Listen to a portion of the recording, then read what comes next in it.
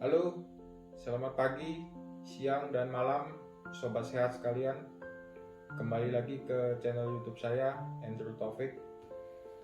Pada kesempatan kali ini, saya akan coba membahas salah satu pemeriksaan yang penting dilakukan agar cepat hamil.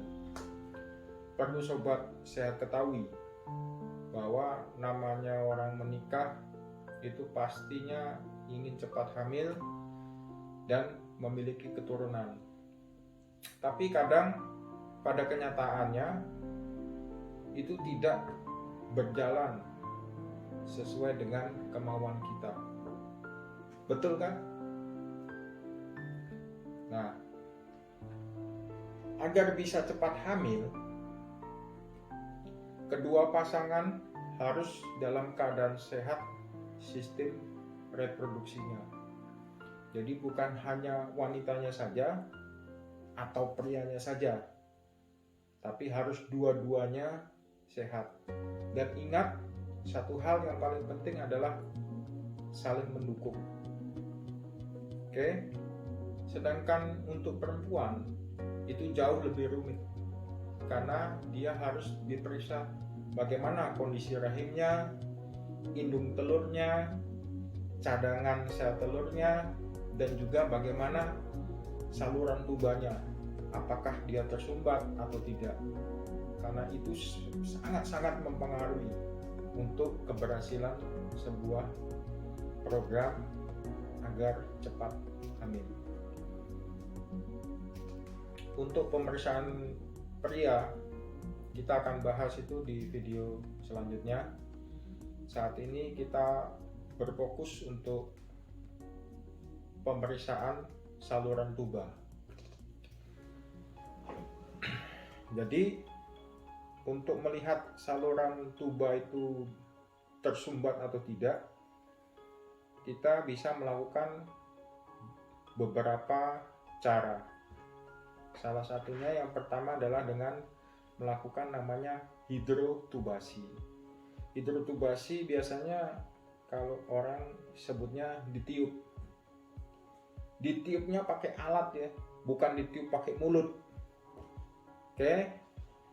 Jadi kalau misalnya kita peragakan kurang lebih, jadi anggap ini alatnya. Alatnya itu nanti akan seperti selang yang ada cairannya. Jadi kita menyemprotkan cairan ke dalam rongga rahim. Jadi kalau kita lihat di sini adalah rahimnya, di dalam sini adalah rongga rahim. Kemudian ini yang dinamakan dengan tuba atau salping. Ya, kalau dalam bahasa kedokterannya ini saluran. Kemudian yang ini adalah indung telur atau ovarium. Nah, di dalam sini ada cadangan sel telur. Oke. Jadi selang itu akan dimasukkan ke dalam, kemudian akan disemprotkan, dan kita bisa tahu kira-kira dia saluran ini lancar apa tidak, apakah ada sumbatan atau tidak. Kemudian yang kedua, kita bisa dengan menggunakan namanya SIS, itu Saline Infusion Sonography. Jadi prinsipnya hampir sama dengan hidrotubasi, cuma bedanya sama, dimasukkan alat ke dalam rongga rahimnya, kemudian ditambah dengan USG. Jadi memakai alat USG transvaginal, dimasukkan ke dalam kemaluannya, kemudian dilihat dengan USG apakah dia salurannya ini dia lancar apa tidak setelah diberikan cairan di dalam rongga rahim. Kemudian yang ketiga yang bisa kita lakukan adalah dengan HSG. HSG itu hysterosalpingogram. Jadi dengan cara prinsipnya sama, kita masukkan cairan, tapi yang dimasukkan cairan di dalam sini namanya cairan kontras. Dan setelah dimasukkan cairan, dia membutuhkan alat untuk di foto ronsen atau di foto radiologi. Jadi itu hanya bisa dikerjakan di tempat yang memiliki alat radiologi. Dan untuk hasilnya, kalau untuk keakuratannya, untuk saat ini yang paling enak, yang paling baik kita pakai HSG. Kenapa begitu? Karena dengan di HSG kita bisa tahu saluran mana yang tersumbat di sebelah sini. Kalau kita ibaratkan ini suatu jembatan, kalau seandainya jembatannya putus, pertemuan antara sel telur dengan spermatozoa yang akan naik itu akan terhambat. Nah, itulah yang menyebabkan susah untuk mempunyai keturunan atau hamil.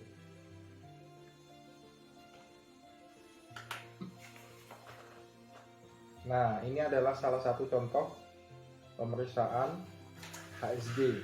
Jadi diberikan kontras dari bawah sini. Nah, kemudian ini kita bisa melihat hasilnya.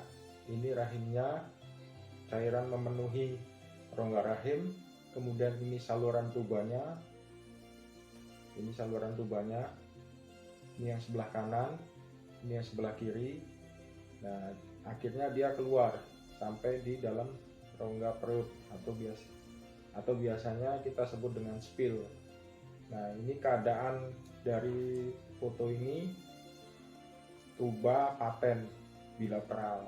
Jadi bilateral itu adalah kedua tempat, jadi namanya bilateral. Ini kondisi HSG yang bagus atau yang tubanya paten namanya.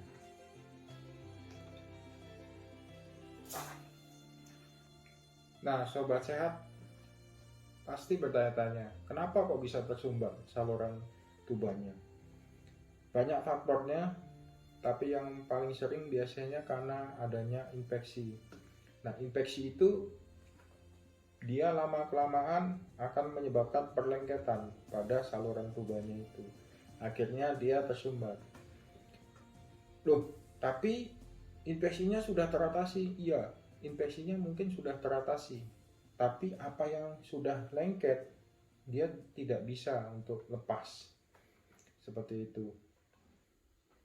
Pesan saya, sobat sehat, jika sobat sudah menikah lebih dari 1 tahun, dengan hubungan aktif 2-3 kali dalam seminggu, dan masih juga belum diberikan keturunan, segeralah periksa, terutama bagaimana kondisi rahim,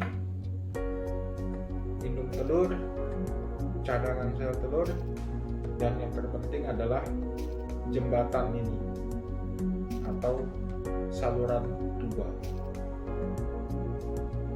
Oke, sekian pembahasan untuk kali ini dari saya.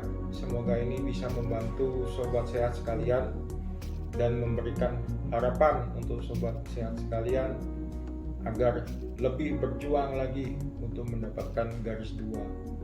Karena dengan berusaha dan jangan lupa berdoa, keajaiban itu ada. Dan semoga pejuang garis 2 tetap semangat, raihlah garis 2-mu. Salam sehat.